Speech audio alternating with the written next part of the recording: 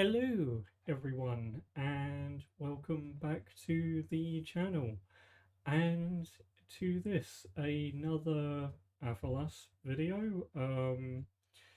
But this one's a bit different because we have already sort of covered this topic in a previous video I did, but I'll admit it was not one of the best, and I wanted to redo it and basically look a bit more in depth as to the whole background to it. And pretty much what we're going to be doing is looking at the wilds of Aphalas, the creatures that have been included, why I've included them, and the roles they actually serve in the world.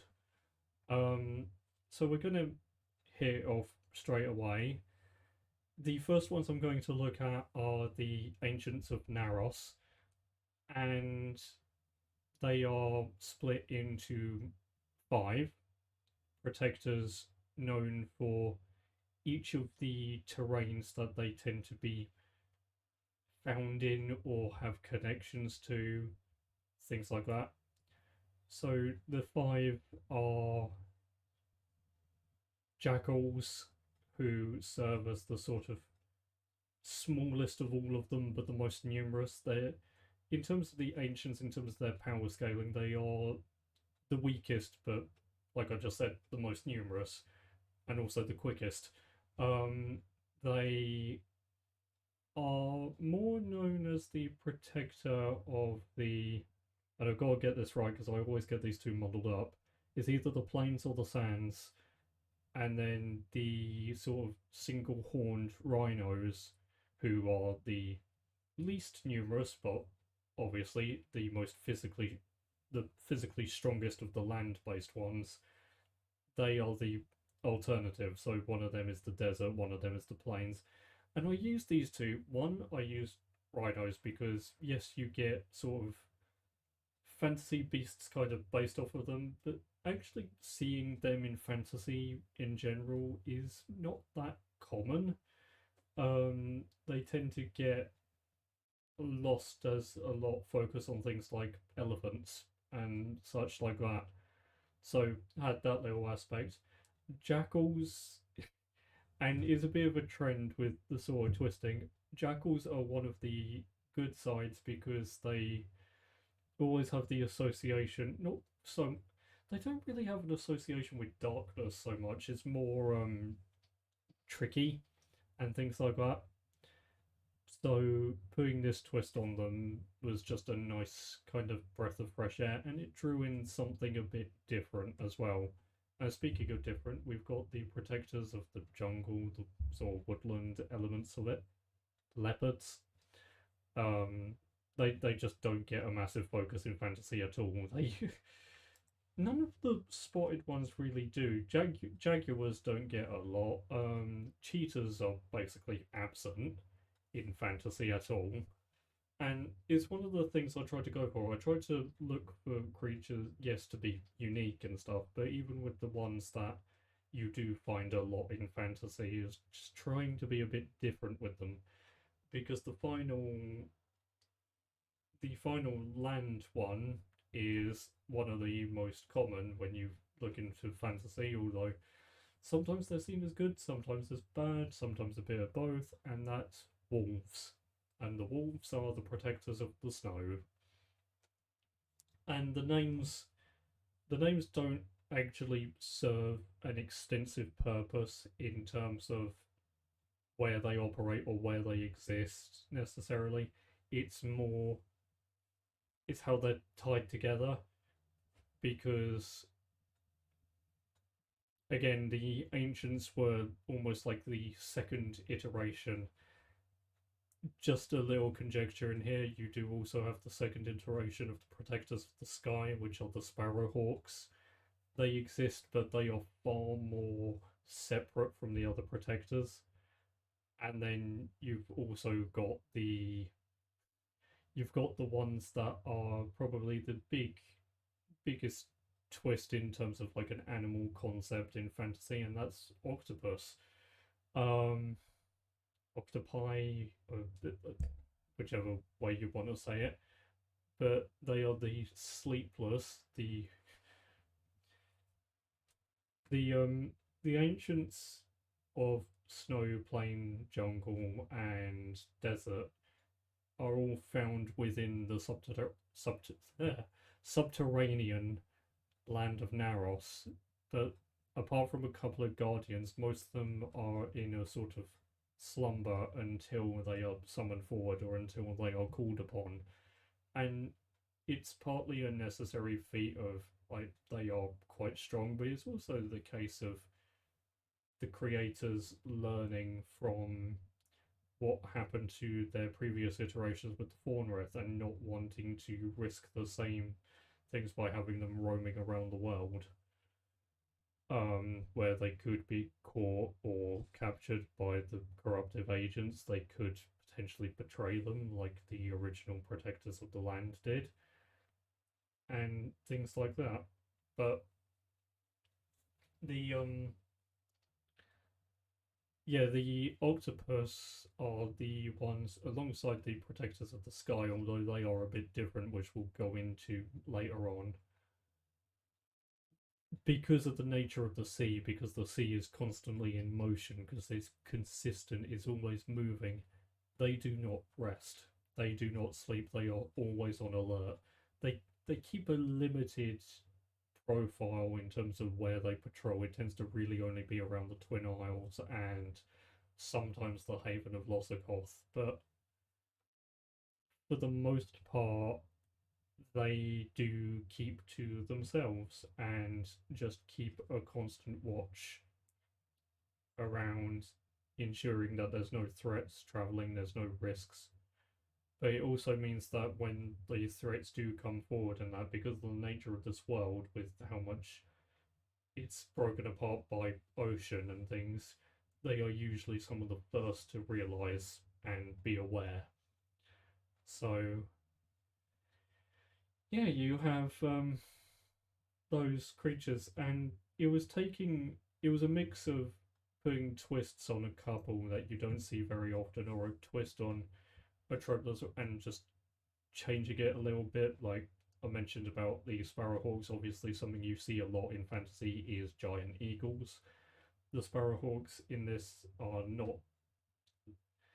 There is some concepts that are inspiration from that, but there is other situations that do change it up again. Like they are far smaller than the original protectors of the sky, but they are more numerous and pretty much now exist to keep the.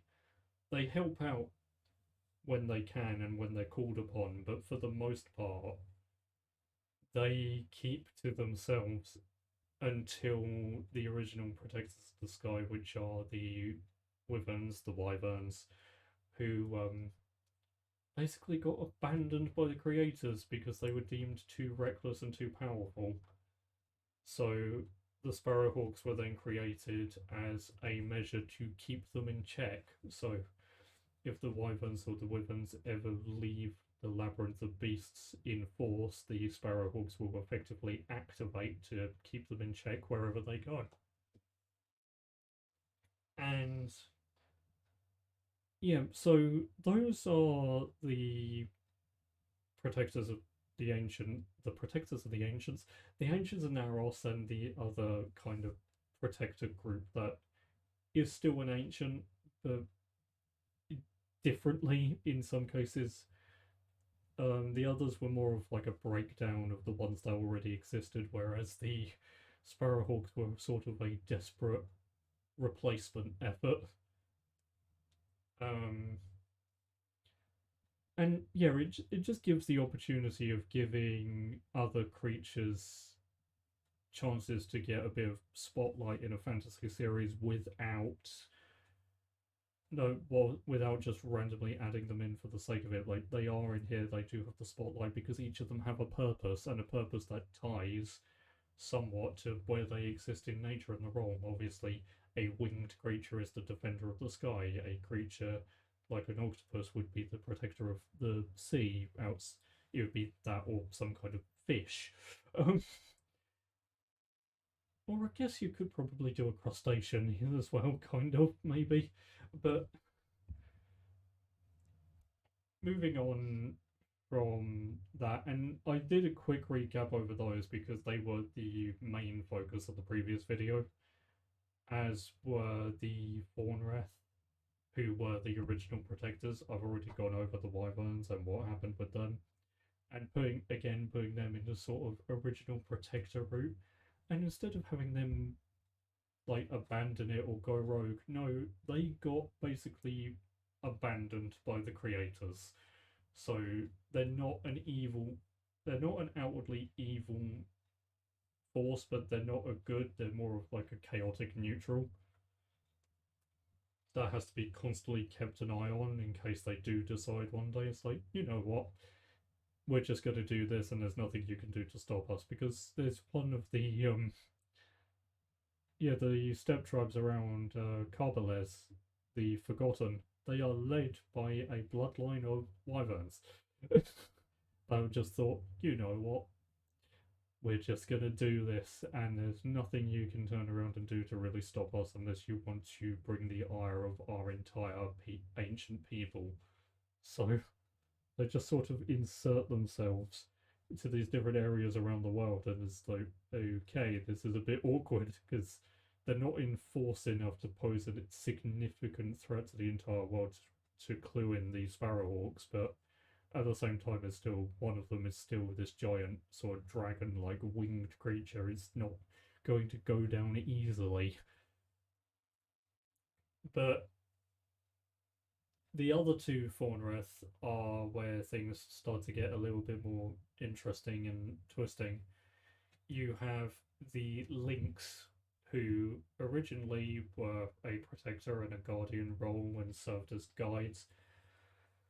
They are the only ones that have actually stayed true out of the three to remain aligned with the forces of good, but they are far more diminished in number now. And this is talking at the time of where I'm at in the lore. This is not just at the time of the books. This has gone on for a long while where they have been dwindled in number. So much so that they are pretty much only isolated to Aracyn now. And the and it's not just Aracyn because they don't often go into the steppes either. It's usually just around the northern point of the Shrouded Peak and the sort of border with the Kirindrek, serving as safe guides in the snows and things, trying their best to avoid the ire of things like the Ice Elves or the rogue groups that exist. But because of what happened with the other Fawnrath, they were far dwindled in number in the combat and things, which caused them to have to adopt a different role. They, out of the original Fawnrath, they were the weakest in terms of physical strength, but they can still fight. That's not out of the ordinary. They can still absolutely do that. It's more, it's a secondary role for them now because of their numbers. They are far more focused around guiding and the occasional measure of protection or messenger, which is why they're now probably known as the Eyes of the Father. They are the scamps, pretty much. And then you have the ones who did the betraying, the Hounds of Collage, sort of chaotic, loosely based off of hyenas.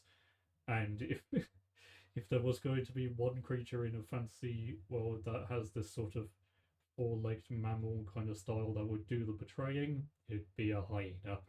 Um, yeah, so the three Fawnrath, you have the ones who survived but got dwindled in number. You have the ones who got abandoned, and you have the others who actively turned around and betrayed the father, betrayed Galeria and Amendiel in favour of. Well, it wasn't in favour of Sinevia at first. That was an alliance that happens later on, but they turned against them. They ended up aiding the first initial demon create not the first demons, but the first sort of Miada creations and stuff. And yeah, they are still an aggressive force. I mean, not going to say why, but at the time of the books, it's very, very rare that you're going to find any of these now. Not going to go into detail as to why, but it has something to do with Galakaros. Um, but one of the reasons why they couldn't, no one could actually go and conquer Galakaros in force is because they turned it into their land, and these are a force that are on par, if not stronger, than the ancients of Naros.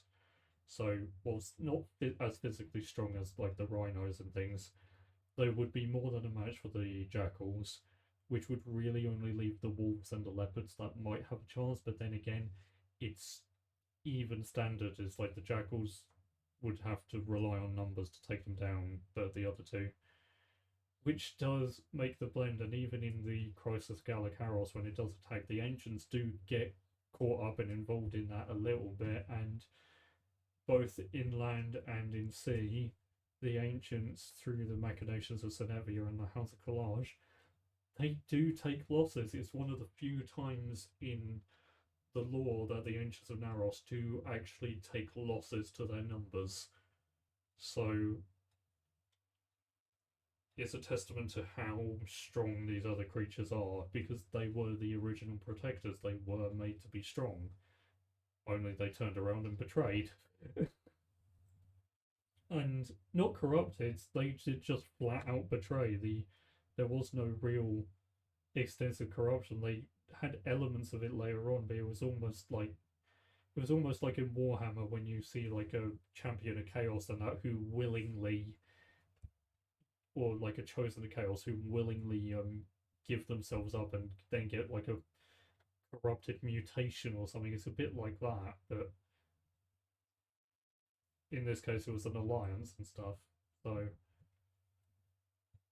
but that is the Fawnreth covered. And again, it's like I've always liked wyverns when it comes to fantasy. I've always found them a little bit underrated. Um, and they've always been cool. And I also remember playing what was it? I think it was Stormfall, and I always used to love the little card units for them and for the necromancers. They were the two cards that I really liked the look of the most. Um, and used lynx again, similar to jackals, similar to leopards. They don't get seen in fantasy that often, so it was a nice way of throwing another creature into it. And then hyenas, because it's like, what creature could I find that has this sort of dark twist on it and elements like that? And it's like, yeah, yeah, okay, this works. Um, but sorry about that little cut. Decided for a yawn to interrupt. Um, but moving on from talking of the Fawnreth and the ancients, we have one. Well, actually, no. Technically, we've got two more protector groups to look at from the real ancient times. One of them is, well, if anyone has seen the video linked here, they are still shrouded in mystery, although there are some things coming up in the lore that's going to showcase them a little bit more. Not a massive amount, but it will a little bit.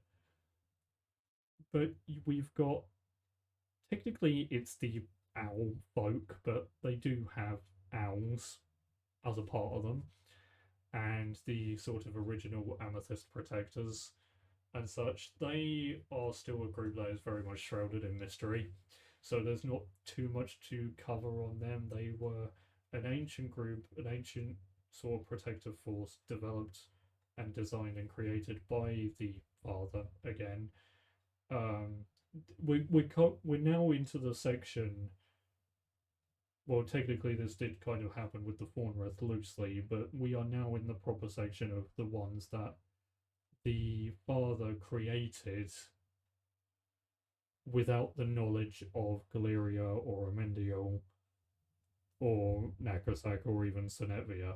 Um, so these are the sort of protected ones he created alone and separate from the others, which is why they are not.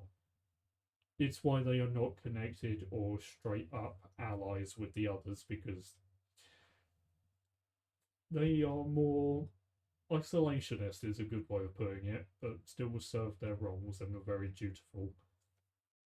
They're like the first iteration of the trolls in that sense. Like the trolls are very dutiful, but they also keep to their protection of the Twin Isles and the Oasis of spirits, which I do need to also cover. There is another video that I want to do soon that covers like the significant structures.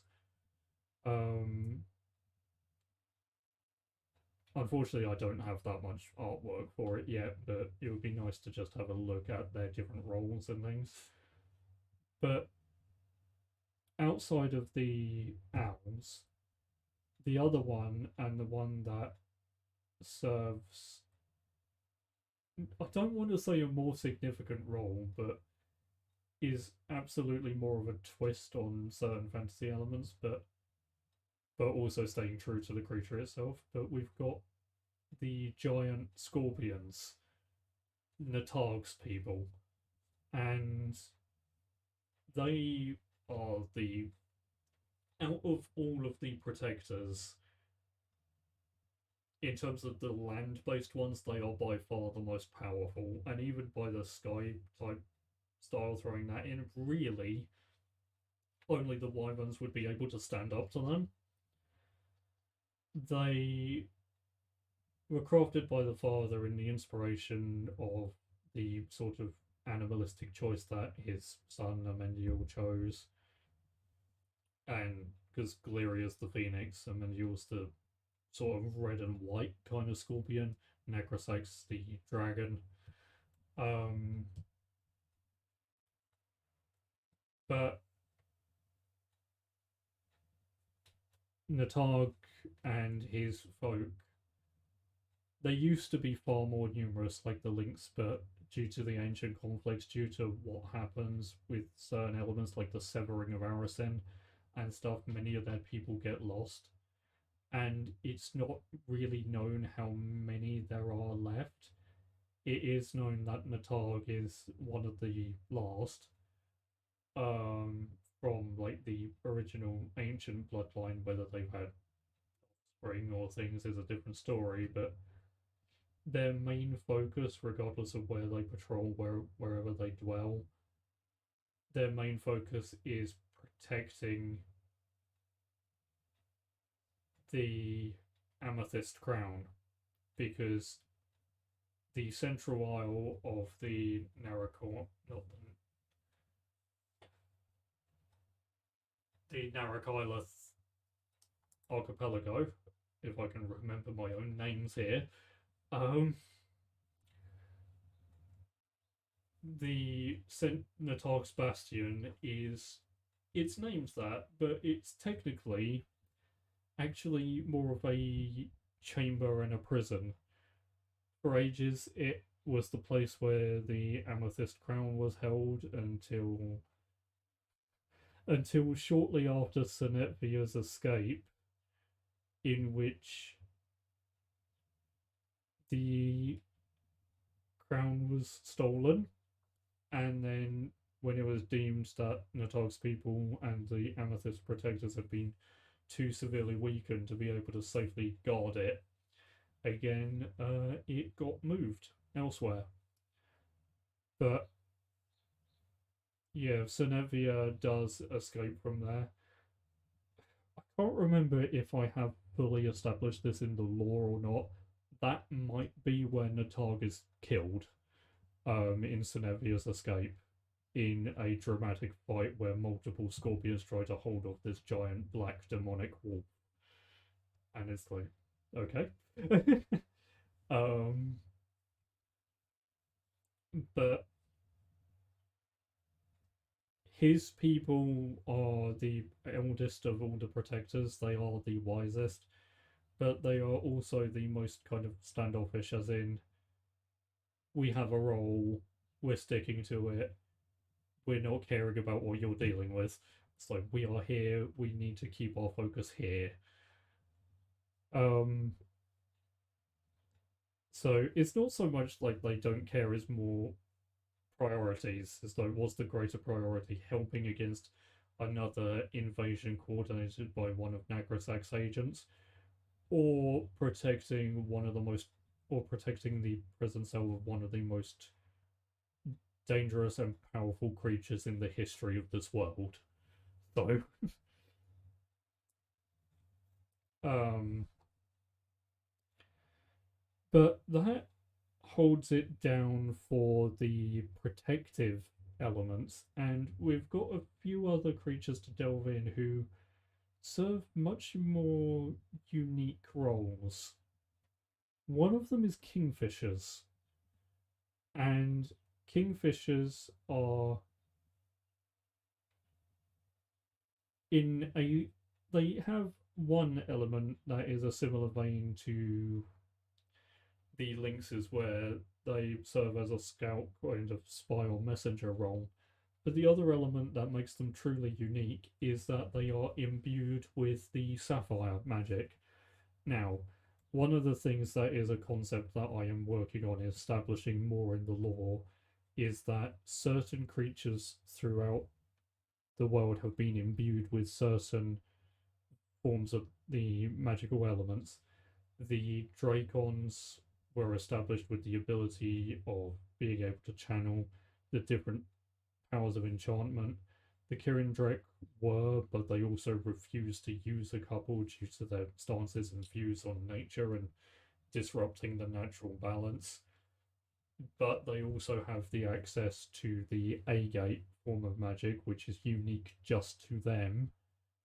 The Ice Elves ended up getting corruptive magic imbued into them sort of artificially, um, and more an accident that corrupted them into what they are now. The Indigo Blooded have the sort of mix magic that they do, but it also started off because originally they were Stone Elves. Stone Elves had a specific form of the Feldspar enchantment built into them that posed around earth bending and stuff, because Feldspar is the magic around nature. Um, so throughout, there's been different elements, and done it for Agate, have touched on it for Feldspar, and Feldspar is one that is getting more development with certain other things as well. So that is present. You've got the Dracons, who don't have a specific profinity, but they are tied to the others. The Indigo Blooded, which kind of drift into the realm of Obsidian a bit more, the sort of limited necromancy, the whole vampirism and elements like that. And also a loose mix of Sapphire as well in there. The Ice Elves Corruptive. Haven't got any for Ruby yet, although you could technically argue that what happens to the creatures that become known as the Mirages, they do play a role with the Ruby magic. So in reality, the only one that doesn't actually have any proper ties or connections now in the lore is actually Emerald, the one on material and things. But the so I guess you could kind of no. I'm getting my own head wrecked into these what ifs now. The other element to it, though, is going back to what we were talking about, the kingfishers, is they are imbued with sapphire, not the ability to really directly, they can't resurrect anything like healing magic in this, which is sapphire. It cannot resurrect, just like obsidian is a limited form of enchantment, and it requires blending it with corruption magic to be able to actually fully like bring to life the undead and things. And originally, it is simply the opposite to Sapphire on like the dial. Sapphire helps bolster, Obsidian does the opposite. in terms of longevity, in terms of energy, all of these different things. So it's obsidian's a withering magic more than anything else. Um, but yeah, Sapphire, the Kingfishers, they involve themselves. They don't have really any direct combat style, but or combat ability, but they help by bolstering and just rejuvenating their forces or maintaining their stamina so that they can keep so warriors can keep fighting as long as they need to. And they are one of these creatures that don't actually have a proper sort of base of operations in the world. Natargs are tied to the Arachnylith, the Ancients are in Naros, the Lynx and the Sparrowhawks are limited to Arisen. The Kingfishers, because of their ability to fly and that, are pretty much all over the place. They appear when they are needed, is the simple answer. um though not in a sort of Deus Ex Machina kind of way. They keep an eye on things and involve themselves when it's deemed necessary, like a lot of these creatures do. And beyond that, we have one that is still one of the ones that is still shrouded in mystery. I will be completely transparent here and say part of that is because I haven't been able to decide what to properly, or for ages I couldn't decide what to actually use them for, apart from a few little tragic stories where they got captured and effectively experimented. But and experimented with like the Meader demons and had to create sort of new forms like the winged ones and stuff. But I've got bats, and I say for ages I've been stuck. That has actually now changed. There is potentially a route with them that could make sense. But they are also a very interesting element because they are they are technically aligned with the forces of good, but the role they serve is massively background, as in it's not actually confirmed how much they have done or how many wrongs they have served or what has happened. Again, they are once shrouded in mystery, and it's shifting from coming from the creator here. It is shifting from I was stuck on what to use them for to no, I know what I'm tying them to now, I believe, and what they're going to be used for is just what they are tied to is completely shrouded in mystery by design. So it's shifted elements, shall we say. So yeah, they used to be more numerous. Again, they have been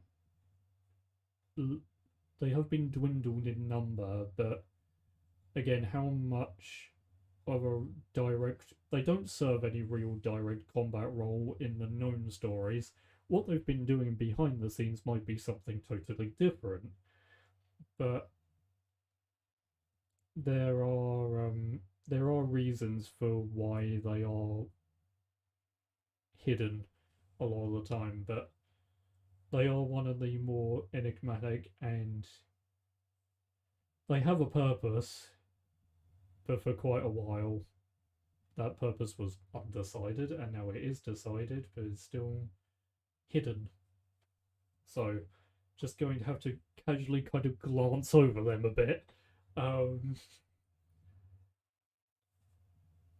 and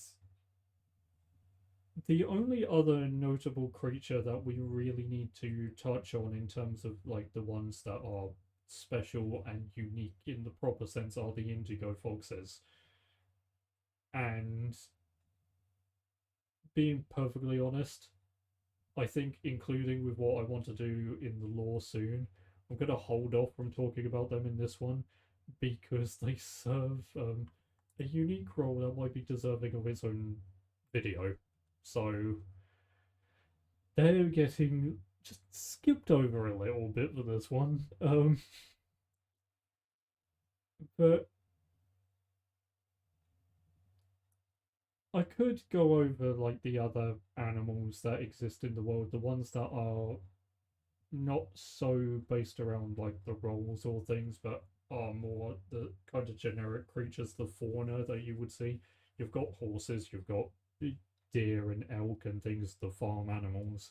You've got all of these different things. You've got a certain take on elephants, which are the Boygond, which are loosely based off of the Indonesian Lembutswana from mythology, although I've removed like the lion head griffin element and just sort of kept the wings. So they do have limited flight ability, but it's also being realistic. It's like this is an elephant. It can fly, but it can't go like it's a winged elephant. It can fly, it just can't go very far.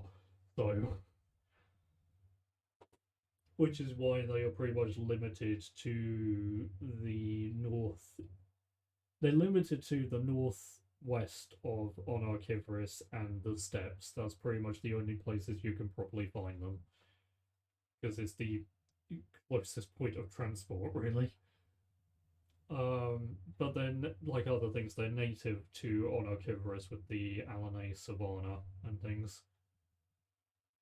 But you've got them, and then you've got the different sort of diverse mounts. There's not that many different diverse mounts, and really, when you want to look at the ones that do change it up, is pretty much the steps that you have to look at.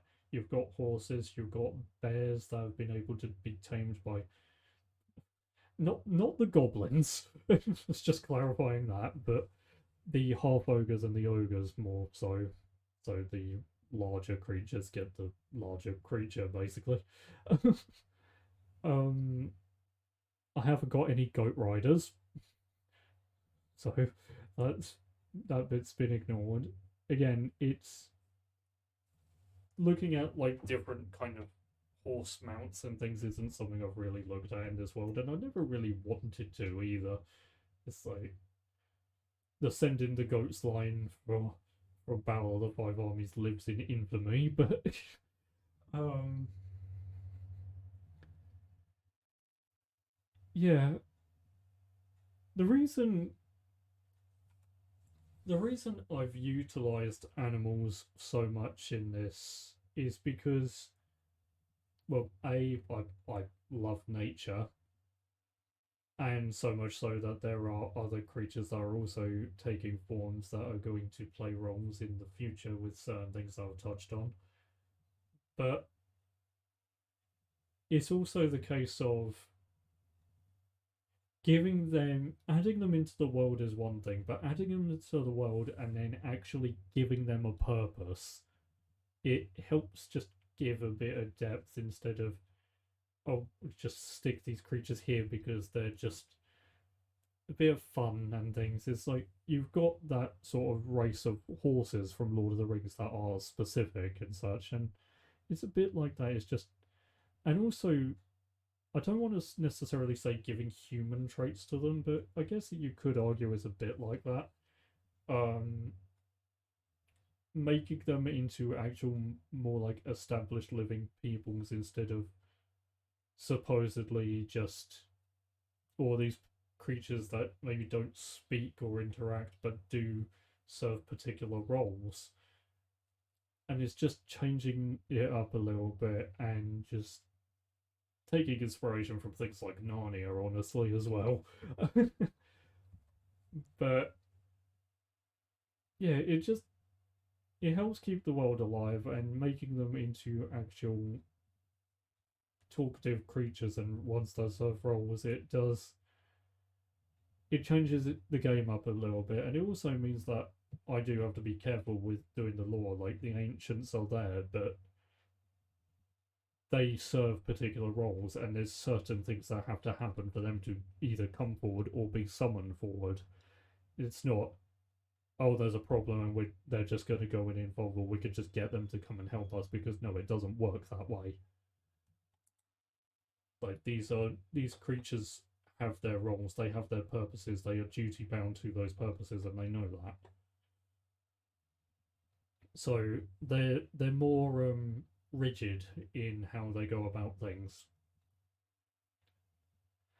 But yeah, I think that is where I'm going to wrap this up for today.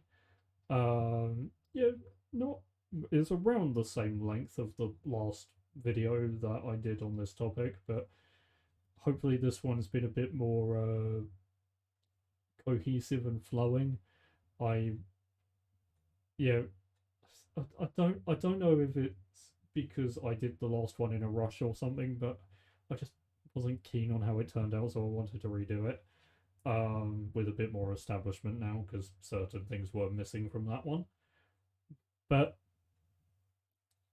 I do, just as a final note, I want to apologize for there not being really any video release apart from the Sims video last week, and also a lack of streams last week. I was focusing on other stuff, but it's also it was so hot last week. I just didn't want to. I didn't want to try recording, because of the heat. I just wasn't in the right mindset for it, and I was and ahhing is like, would I try streaming that? But it was so hot on the Friday that it's just like, no, I daren't risk it. So, um, yeah, so that's why it was enamored by heat.